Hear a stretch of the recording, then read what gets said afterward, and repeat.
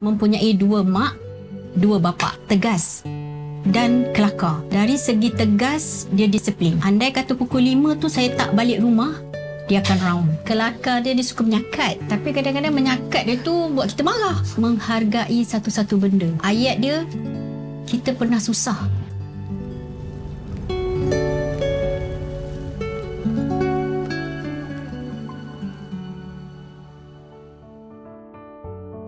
Nama saya Sharifah binti Hassan, umur 56, tinggal di Taman Tun Dr. Ismail. Saya adalah bekas customer service di sebuah syarikat logistik di Shah Alam, berkhidmat dengan Schenker Logistik selama 17 tahun. Saya ambil optional untuk berhenti atas sebab kesihatan tak mengizinkan. Saya adalah pesakit kanser stage 3. Saya kanser usus, kemudian setahun selepas tu dia merebak ke hati lah. Dan Alhamdulillah dah 17 tahun. Dan saya tidak dikategorikan bebas kanser sebab kanser saya merebak ke hati. Selepas pembedahan semua, saya masih lagi check up lah dekat HKL di onkologi.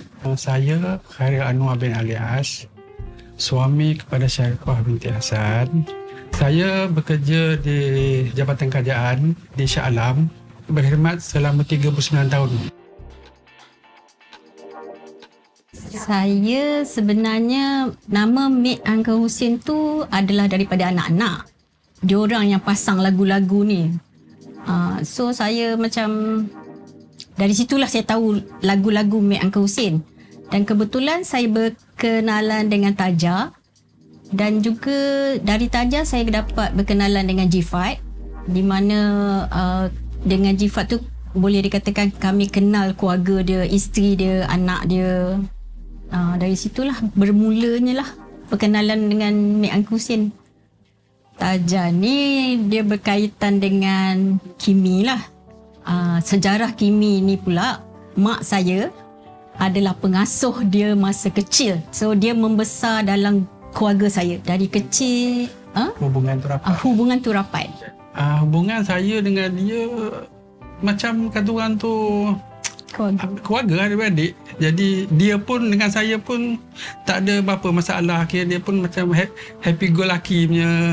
Dia dengan anak-anak pun. Anak-anak pun boleh dikatakan kerap datang rumah, main macam keluarga. Saya mula kenal adalah Kimi. Lepas tu berkenalan dengan, bila dah kenal Taja, dari situlah permulaan lagi tambah rapat, lagi tambah mesra. Saya mempunyai dua mak, dua bapa. Tapi dua bapa ni adalah adik-beradik. Nama sebenar saya Sharifah binti Abdul Hamid, iaitu abang kepada bapa yang bela saya sekarang. Zaman dulu, nama father tu tak dikategorikan macam sekarang particular kan. So saya dibentikan dengan Hassan, iaitu adik kepada Abdul Hamid. Saya dibela daripada umur 44 hari. Di mana Hassan ni, bapa saya tidak mempunyai anak. Jadi dia ambil anak abang. Dari situlah saya dibawa ke KL dan dibesarkan di KL sehingga sekarang lah. Tapi saya tak rapat dengan adik-beradik lah kiranya, sebab adik-beradik saya yang sebenarnya ialah 9 orang. Saya nombor 8. Dengan Hassan, bapa saya yang bela saya yang sulung. Jadi konflik cerita saya adalah bermula apabila saya nak menikah lah. Kiranya seminggu sebelum saya nak nikah tu, barulah terbongkar semua cerita. Tapi walau macam mana pun, dari kecil sampai ke besar, mak kandung saya ni adalah hint cerita-cerita ni. Tapi bila saya balik ke KL, saya tanya dengan bapa saya, diorang menafikan. Jadi cerita tu putus kat situ. Konflik dia, saya ingat dia tak tahu cerita. Jadi saya jadi takut lah. Takut tak jadi kahwin. So rupanya dia dah tahu awal. Tahu seminggu sebelum.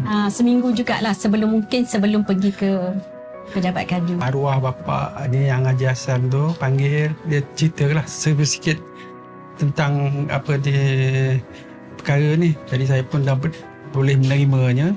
Saya kata benda ni tak ada masalah lah pada saya kata. Dia ni sebenarnya orang dia tegas dan kelakar. Dari segi tegas, dia disiplin. Contoh, kalau saya pergi mengaji, dia tahu pukul 5 mesti balik rumah. Andai kata pukul 5 tu saya tak balik rumah, dia akan round. Jadi di situ kita nampak dia punya ketegasan. Sebab dia tak suka orang menipu dan dia tak suka orang ambil kesempatan. Dia jenis manusia yang tepati janji. Kalau dia kata besok bangun pagi pergi ke pasar, kita do expect macam hari Minggu nak bangun lambat ke apa kan. Tak ada chance lah. So dia akan gerak lah. Bangun nak pergi pasar, dia kata. So kita kena ikut lah.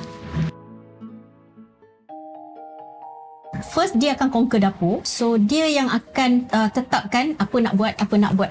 Sehari sebelum raya tu dia akan bawa pergi ke Pasar Tani Kelana Jaya untuk tempah rendang tok.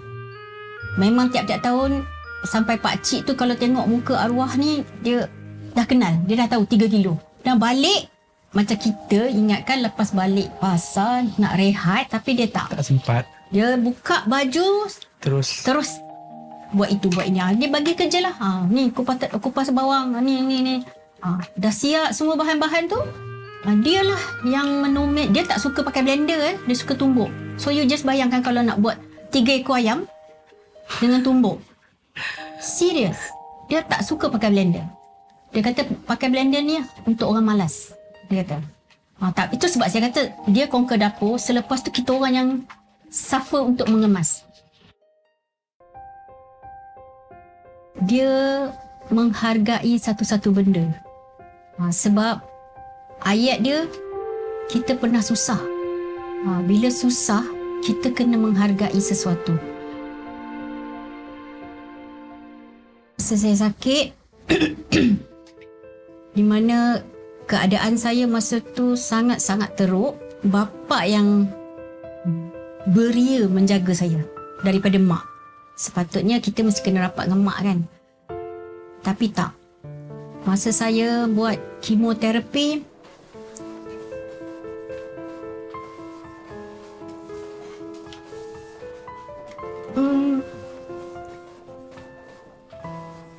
dia banyaklah bagi kata-kata semangat kat saya. Dia yang masak, suruh suami hantar ke hospital bagi saya makan. Everything semua dia. Jadi saya macam seolah-olah kasih sayang tu kita nampak lah. Dan satu ketika dulu selepas saya buat kemo yang ke-7, di mana saya dah memang kata orang tu tinggal kulit dengan tulang, dia bawa saya mandi. Padahal masa tu anak saya dah 3. Jadi dia yang rempong saya bawa pergi bilik air. Saya hilang malu masa tu sebab yalah tenaga dia kerja. Jadi anak kecil, harapkan mak pun tak kuat. Jadi dia yang mandikan saya. Itu memang saya tak boleh sampai ke sekarang. Bila dia sakit, dan sakit dia pun kanser, saya dapat rasa macam mana dia rasa masa dia jaga saya. Begitu juga bila masa dia sakit, saya jaga dia. Jadi kita pun dah aware perkembangan dia.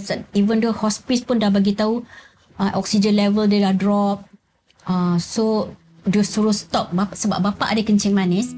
So dia kata ubat kencing manis pun stop. Dia kata semua stop, dia kata. So saya kata kalau stop, kalau dia kena hypo macam mana? No, dia kata. Bila dah sakit macam ni, dia takkan ada hypo. So cuma dia kata kalau dia nak makan, you bagi dia makan. Kalau dia nak air, banyakkan air, dia kata. Tapi memang itu memang dia tak nak. Bila masuk yang ke-7 tu, memang dah nampak ketara. Dan doktor cakap, kita terpaksa support dia by oksigen. Sebab dia punya oksigen level dalam badan dia dah drop. So saya ikhtiar dapatkan tabung gas, hospice bagi. Monitor kat situ lah. Bila kita tanya dia, bapa nak pakai oksigen tak? Kalau dia kata nak, then kita pakai. Kalau kadang-kadang tu dia agaknya rimas, dia suruh buka. So bila sampai rawatan dia ke-10, hari yang dia pergi, pagi tu dia muntah keluar warna hitam. Dan saya terus call hospice, kebetulan doktor tu nak keluar. So saya bagi tahu situation ni macam ni. Dia kata okey, dia kata dalam pukul 12 saya sampai, dia kata. So bila dia sampai, dia tengok keadaan bapa, memang mungkin dia dah tahulah kot. So dia kata dengan saya, Sharifah, you must get ready. Dia kata, anak beranak you, mak semua dah tahu kan situation dia. Kata yes, dah tahu. So you have to get ready, dia kata. So sampailah ke petang dekat maghrib, kebetulan Kimi pun datang. Tiba-tiba dia boleh berborak dengan Kimi. Dia berborak dengan Kimi, dia tanya bila takbir raya. Dia kata sebab besok tu hari raya haji. Dia kata bila takbir raya. So kita orang dua orang ni, Kimi tak faham sebab dia cakap tu keluar angin kan. Saya pergi dekat dia, saya tanya, apa dia? Saya kata, saya terdengar, dia kata takbir raya, dia kata. So saya cakap dengan bapa takbir raya ni lepas maghrib, saya kata. So dia angguk, dia tidur. Bila dia tidur, kita pun semayang jemaah maghrib, isyak. Masa isyak tu saya duduk betul-betul menghadap dia. Tiba saya notice oksigen level dia, bubble tu slow. Bila slow, saya tanya dekat anak saya nombor 2. Saya kata, Angah, ada siapa-siapa usik tak? Saya kata. Oleh anak saya kata, tak ada, dia kata. So saya pergi dekat dia, saya tengok lena, dia macam lena. Saya pergi dekat oksigen tu, saya naikkan. Lepas tu bubble keluar banyak. Lepas tu saya pergi ke dapur pasal suami menolong mak buat rendang. Lepas tu bila saya dah selesai kat dapur, saya duduk balik kat tangga. Saya renung balik dekat oksigen level dia dah slow lagi. So, saya cakap dengan anak saya, Angah, lain macam ni, saya kata. So Angah kata, kenapa? Dia katakan. So saya kata, panggil abah, saya kata. Tu suami datang, saya cakap, cuba tengok bapa, oksigen level dia drop, saya kata. So masing-masing kelang kabut lah. Masa kelang kabut tu, saya dah tak fikir apa dah. Duduk tengok situation dia. Masuk pukul 10:20, dia pergi. Dia pergi dalam keadaan yang tak menyakitkan, tenang saja. Kemudian masa suami menantu ajar mengucap, walaupun kita nampak pada zahirnya angin saja keluar, tapi reaction dia macam seolah-olah dia mengikut, tapi itu antara dia dengan Allah lah kan. Jadi dia pergi dalam tenang. So rezeki dia pergi tu adalah Khamis malam Jumaat, dan besok tu hari raya haji, di mana 2 khutbah raya Aidil Adha dengan khutbah Jumaat. Dan dia pergi selepas sembahyang Jumaat lah, kita kebumikan dia. Saya tak boleh lupa lah begitu.